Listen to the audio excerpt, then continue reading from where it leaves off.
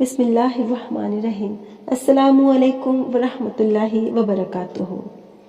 سورہ رحمان ہم نے کئی بار پڑھا بھی ہے اور کئی بار سنا بھی ہے، لیکن کیا ہم نے غور کیا ہے کہ اس سورے میں ایسی کون سی خاص بات ہے جو اللہ تعالیٰ ہم کو بتانا چاہ رہا ہے؟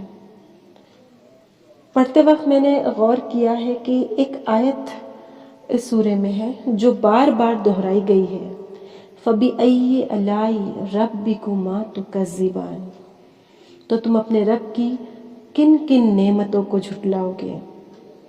واقعی میں جب پڑھتے ہیں یا سنتے ہیں تو رونگٹے کھڑے ہو جاتے ہیں، ایک ڈر سا دل میں پیدا ہو جاتا ہے کہ ہاں یہ نعمت ہم روز دیکھ رہے ہیں، اس نعمت کو ہم نے ابھی تو دیکھا ہے، ابھی تھوڑی دیر پہلے میں نے اس نعمت کا استعمال کیا ہے، تو میں نے کیا دل سے اس نعمت کا شکر ادا کیا ہے؟ سوچنے والی بات یہ بھی ہے کہ کیا صرف یہی آیت اس سورے میں زیادہ امپورٹنٹ ہے یا اس کے علاوہ بھی کچھ ہے جو اللہ تعالیٰ ہم سے کہنا چاہتا ہے؟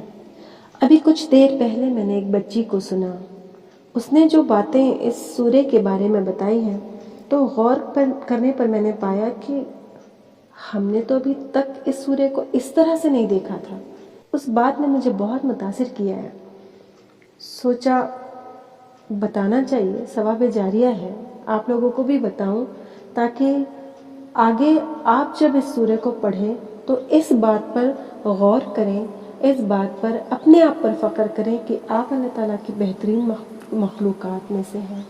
تو آئیے ایک نظر ڈالتے ہیں کہ اس سورے میں خاص کیا بات ہے۔ اس سورے کا سب سے پہلا لفظ الرحمن، سب سے زیادہ اہم، اللہ تعالیٰ خود۔ اور اللہ تعالیٰ کیسا ہے؟ وہ بے حد رحم کرنے والا ہے، نہایت رحم کرنے والا، مسلسل رحیم۔ یہ سب سے زیادہ امپورٹنٹ بات ہے۔ پھر دوسرا حرف علم القرآن، یعنی دوسری اہم چیز قرآن کریم، جو زندگی جینے کا صحیح طریقہ بتاتی ہے، جس میں ہر سوال کا جواب ہے، جس میں سائنس ہے، جس میں فزکس ہے، جس میں کیمسٹری ہے، جس میں بائیولوجی ہے، جس میں پتہ نہیں کیا کیا، سب کچھ، ہر چیز کا، ہر بات کا، ہر شے کا جواب قرآن کریم۔ یہ دوسری اہم چیز اس سورے کی ابتدا میں ہی ہے۔ پھر تیسری اہم بات خلق الانسان، یعنی ہم، اللہ تعالیٰ کی بہترین مخلوق۔ جتنی بھی مخلوقات اللہ تعالیٰ نے اس دنیا میں بنائی ہیں ان سب میں ہم سب سے بہترین ہیں، اور وہ کیوں ہے؟ یہ اس سورے کے چوتھے لفظ میں ہے علم البیان۔ کیوں؟ کیونکہ ہمیں اللہ تعالیٰ نے بات کو بیان کرنے کا شعور دیا ہے، ہم اپنی بات کو، اپنی فیلنگز کو بیان کے ذریعے دوسروں تک پہنچا سکتے ہیں، وہ طاقت ہمارے اندر ہے۔ یہ جو خاص کوالٹی اللہ تعالیٰ نے ہمیں بخشی ہے کہ ہم بیان یا بات کے ذریعے اپنی فیلنگز دوسروں تک پہنچا سکتے ہیں، یہ دنیا کے کسی اور مخلوق کے پاس نہیں ہے۔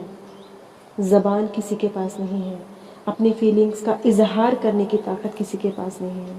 تو یہ چار باتیں ایک کے بعد ایک پہلی ہی لائن میں اللہ تعالیٰ نے ہم کو پہنچا دی کہ ایک تو میں ہوں، ایک میری کتاب ہے، ایک تم ہو، اور اس کتاب کو تم کو لوگوں تک پہنچانا ہے، اس کتاب میں لکھی باتوں کو تم کو لوگوں تک پہنچانا ہے۔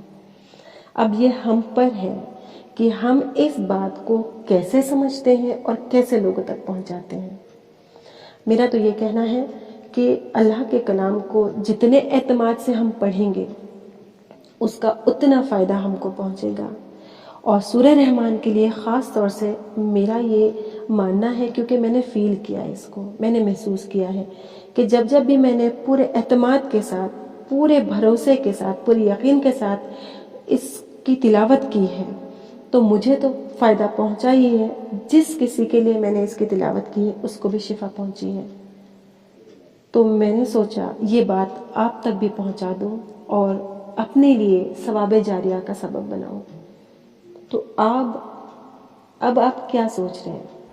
آپ اپنے لیے ثواب جاریہ کا سبب کب تیار کرنے والے ہیں؟